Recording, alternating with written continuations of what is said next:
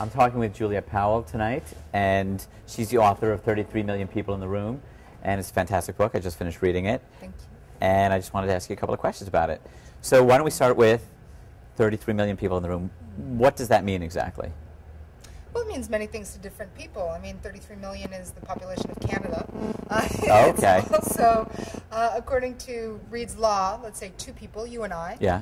If we have 25 connections in common, so close friends as much as acquaintances, and you and I decided that we were going to work on something together, yeah, that means that according to Reed's law, two people to the power of the 25 connections is over 33 million opportunities to help us realize whatever that project is. So acquaintances, ideation, co-creation, crowdsourcing, these are all wonderful opportunities that are explained in the book, but essentially it's all the more opportunity to be able to tap into our resources, our networks, our extended networks. Interesting. Okay, well that's interesting. I didn't even realize that. So when people are reading your book, what is it that you want the reader to come away with when they finish your book? I think it depends on the reader. I mean, some people are reading this and they're very, very tech savvy, and so they're looking at it from a relationship perspective. There's one person in particular that contacted me saying, listen, I'm a techie, I do search engine optimization, I've got thousands of friends, but the truth is, I have no idea how to connect with them on a human level. Right. Other people are less tech savvy and are trying to figure out potentially how to use this for personal branding, how to start companies, how to find jobs. So there's a lot to be learned there, a lot to be explored there. It really depends on where you're coming from. There's a quote in your book by Duncan Watts. I just want to read it to you. It says, "Most social change is driven not by influentials, but easily influenced people influencing other easily influenced people." Right. Maybe you could explain that to me for a second. Well, it's interesting to me that you would bring up Duncan Watts' quote in particular. A, because he's an expert in his field, not just in sociology, but he also headed up one of the divisions at Yahoo. He's part of our think tank, The Gathering. And Duncan was the first person to really write a book that showed me what I've been doing in my life. He wrote a book called 6 Degrees, The Science of a Connected World. Okay. And it explains the small world theory and how, in fact, it's not 6 degrees, it's 4.5 degrees. And it was all about how people connect and why. And so explaining the strong link versus the weak link. Also explaining the people that are hubs, so the people that are connected in more than one world, and how they're really the jumping point to get to those other worlds that you don't necessarily have access to. And so I think with respect to this particular quote, what really hit me was that it contradicts a lot of wisdom out there with respect to how people start viral campaigns, for example, when we're talking about video or marketing or anything like that, that there's always this assumption that there are certain people that have more influence on a crowd.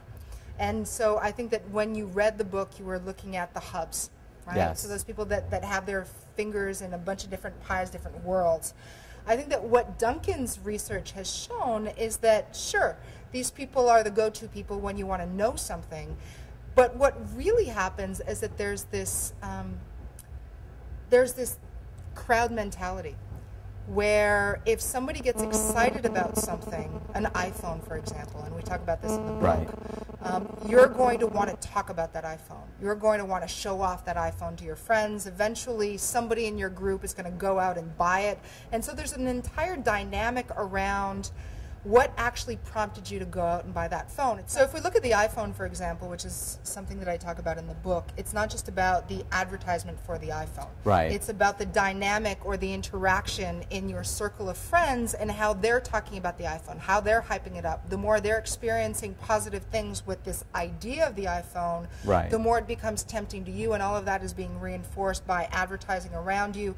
The closer the people are to you that care about this iPhone, that go out, buy the iPhone and have a positive experience about it, the more you're likely to essentially pick up the disease, the virus that is the iPhone, and want to spend money on it, talk about it, share it with other people. Right. And so it's not so much about just the influencers, it's about your circle of influence. Right. And it's almost like an echoing effect where there's the original message, but then it's the repeated message that comes back after that. Right, the positive feedback loop. Exactly. Yeah. So what role does a social network like a Facebook or a MySpace or a LinkedIn, what role does that play in kind of creating that viral effect or that echo chamber?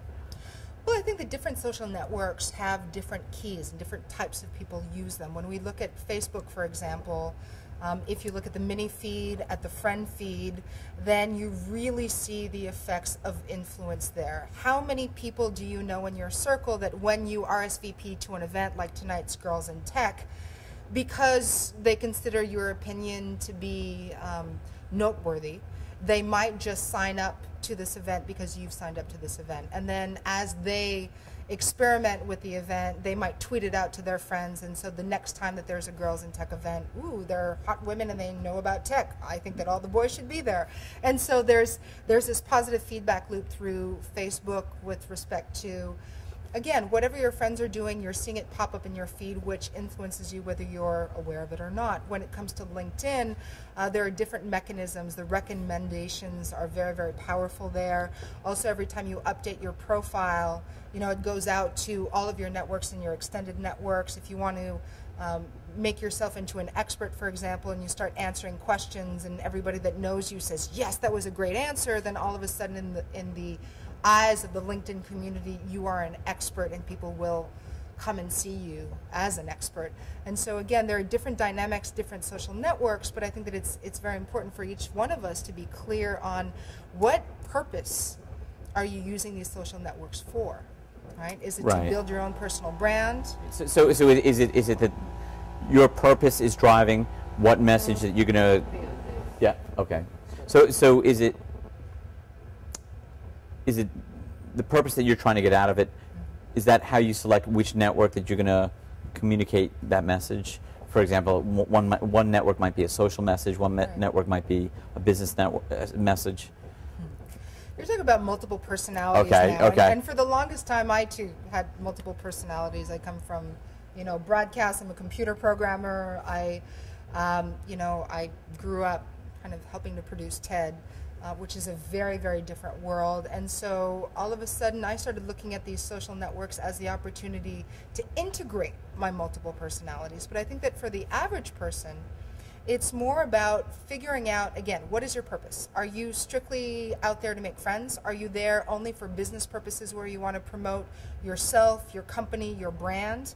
Are you trying to sell your products and services? Are you looking for a job? What is it that you're trying to achieve? And from there, figure out who in your network is living where. You want to go where they're already having those conversations. So if you have a business purpose and most of your colleagues are on LinkedIn, but they're also on Facebook, then you probably want to be on LinkedIn and on Facebook, and you want to join those conversations. If most of your people are on Facebook, but very few people are aware of Twitter in your circle, but you want to experiment with it, then I would say go on Facebook first, look at the people that are working in your industry that are effectively leveraging Twitter, look at what they're doing, and then learn from that process, and maybe you can start being influential in that particular social network. But you only have so many hours in the day, so you really have to pick where you're going to be spending that time to get the highest return on your investment. And really, so what you're saying is the starting point is figure out your purpose, and then from there, build on that. Yeah, and I don't just say that with respect to online social networks. I say that about life. Right. I mean, life's too short, right? So you might as well figure out what it is that you're trying to accomplish with this life, and from there, all the decisions that you have to make, does it match up with that ultimate purpose or not? What are you trying to accomplish in this life? I was lucky when I was in my teens to discover a thinker by the name of Abraham Maslow, who talked about this hierarchy of needs, and at the top of the pyramid was this idea of self-actualization. Yeah. So this idea of trying to be the best person that I can be has always been in the back of my mind. I think ultimately as a human being, that's my